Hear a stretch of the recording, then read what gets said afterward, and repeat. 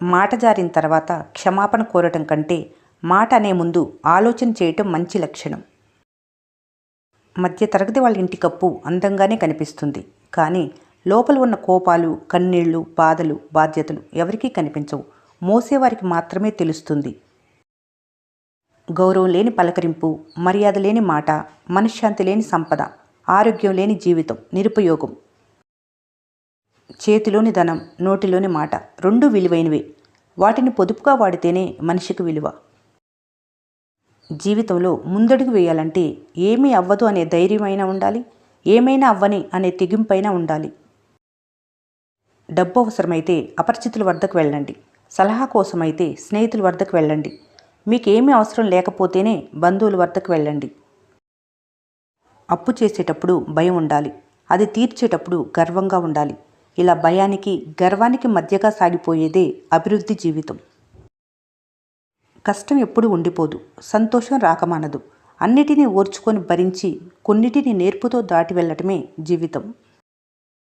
డబ్బు, నమ్మకం రెండూ చాలా విలువైనవే. మొదటిది పోతే తిరిగి పొందవచ్చు, రెండవది పోతే సంపాదించటానికి జీవితం సరిపోదు. చేసిన తప్పు చిన్నదైనా ఒప్పుకోవాలి, ఇచ్చిన మాట ఎంత పెద్దదైనా నిలబెట్టుకోవాలి.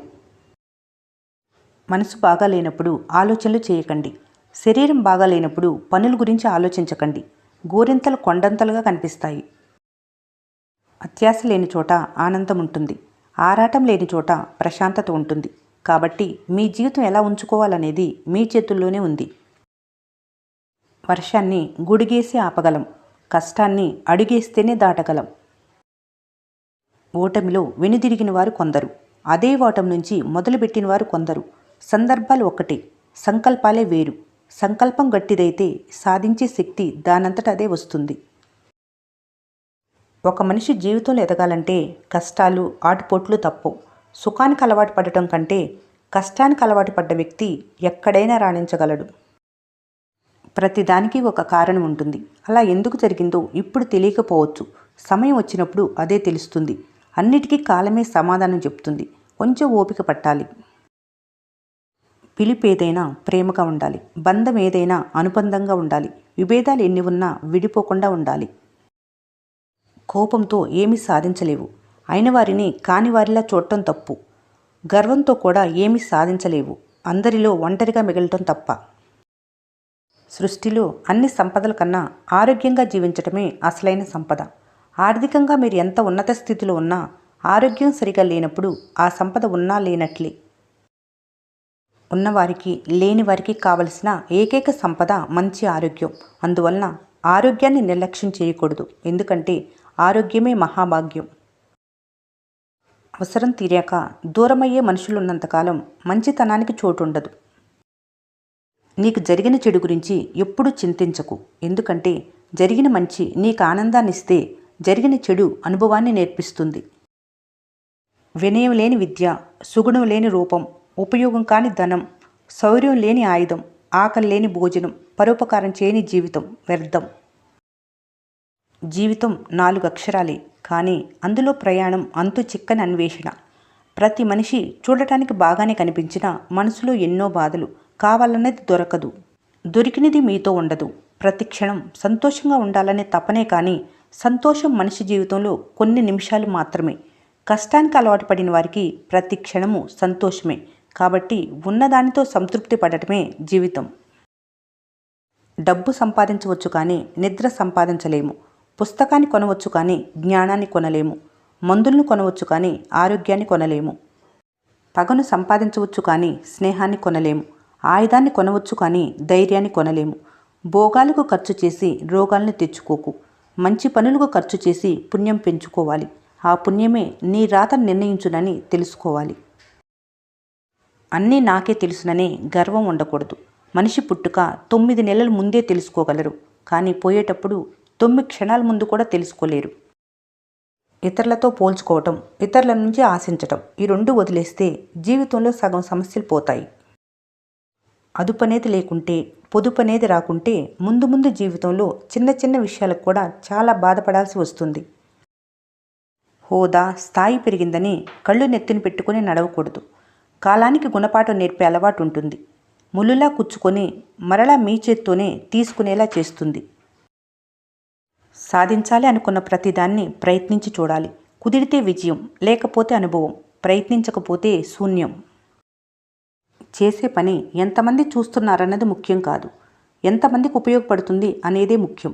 మంచి పని చేసేటప్పుడు మనిషి కనపడవలసిన అవసరం లేదు, మంచితనం కనపడితే చాలు. మంచివాళ్ళు సుఖపడినట్లు చరిత్రలో ఎక్కడా లేదు. అప్పటికి ఇప్పటికీ ఎప్పుడూ ఎన్నో సమస్యలు, బాధలు వాళ్ళకే వస్తాయి. లోకంలో జరిగింది, జరుగుతున్నది ఇదే. ఈ భూమి మీద కలుపు మొక్కలు, మంచి మొక్కలని ప్రత్యేకించి ఏమీ ఉండవు. అన్నిటినీ మొక్కలే అని అంటారు. కాకపోతే మనిషికి ఉపయోగపడేవి మంచి మొక్కలు, ఉపయోగపడనివి కలుపు మొక్కలు. ఇక్కడ నువ్వు కూడా అంతే. ఎవరికైనా ఉపయోగపడితే మంచివారివి, లేదంటే అందరికీ చెడ్డవారివే. ఆరోగ్యం ఎప్పుడూ ఔషధం నుంచి మాత్రమే రాదు. ప్రశాంతమైన మనసు, మంచి ఆలోచనలు, ప్రేమ వీటి నుంచి మాత్రమే వస్తుంది. మీరు జీవితంలో ఇద్దరిని మర్చిపోకూడదు. మీరు ఆపదలో ఉన్నప్పుడు ఆదుకున్న వారిని, మీరు బాధల్లో ఉన్నప్పుడు ఓదార్చిన వారిని. గొడ్డలతో నరికిన చెట్టు మళ్ళీ చిగురిస్తుంది, కానీ మాటలతో నరికిన మనసు ఎప్పటికీ చిగురించలేదు. ఒకరిని కించపరిచి తమని గొప్పగా చూపించుకోవటం అల్పుల లక్షణం. ఒకరు బాగుంటే చాలు, మీకు మంచి జరుగుతుందనుకోవటం బుద్ధిమంతుల లక్షణం. ఇతరుల బాగును నిత్యం కోరుకునేవారు లోకంలో ఉత్తముడు. నిన్ను చూసి చిరునవ్వు చిందించే కళ్ళు ఎన్నైనా ఉండొచ్చు, కానీ నీకోసం కన్నీరు కార్చే కళ్ళు కొన్ని మాత్రమే ఉంటాయి. చిన్న చిన్న కారణాల కోసం వాటిని ఎప్పుడూ దూరం చేసుకోకూడదు. అతిగా అహంకారం ప్రదర్శించేలా, అతిగా ఆధిపత్యం చేయించేలా ఎప్పుడూ ఉండకూడదు. ఎందుకంటే ఏది పైకి వెళ్తుందో ఖచ్చితంగా అదే కిందకు వస్తుంది. సంస్కారం అనేది పుట్టుకతో రాదు. తల్లిదండ్రుల పెంపకం, గురువుల బోధన, సమాజ తీరుని బట్టి మనిషికి సంస్కారం అలవాటవుతుంది. గెలవాలంటే కష్టాలను ఓర్చుకోవాలి, బ్రతకాలంటే ఇష్టాలను మార్చుకోవాలి. పదవిని చూసి వచ్చే మర్యాద ఎక్కువ రోజులు ఉండకపోవచ్చు, కానీ పద్ధతిని చూసి వచ్చే మర్యాద ప్రాణం పోయే వరకు ఉంటుంది. కడుపులోకి వెళ్ళిన విషం తన ప్రాణాలు మాత్రమే తీస్తుంది, కానీ చెవిలోకి వెళ్ళిన విష ప్రచారం ఎన్నో బంధాలను నాశనం చేస్తుంది. జీవితంలో ప్రతి బాధ ఒక గుణపాఠం అవుతుంది. ప్రతి గుణపాఠం నువ్వు మారేందుకు బంగారు బాట అవుతుంది. నువ్వు కష్టాన్ని కాదన్న రోజున గెలుపు నిన్ను గెంటేస్తుంది. మీరు నిత్యం 3 రకాల వ్యక్తులను గుర్తుంచుకోవాలి. నిన్ను కష్టాల నుంచి రక్షించిన వారిని, నువ్వు కష్టాల్లో ఉన్నప్పుడు వదిలేసిన వారిని, నిన్ను కష్టాల్లోకి నెట్టిన వారిని. ఈ వీడియో మీకు నచ్చినట్లయితే మన స్నేహ ఛానల్ని లైక్ చేయండి, సబ్స్క్రైబ్ చేసుకోవడం మర్చిపోకండి. Thanks for watching.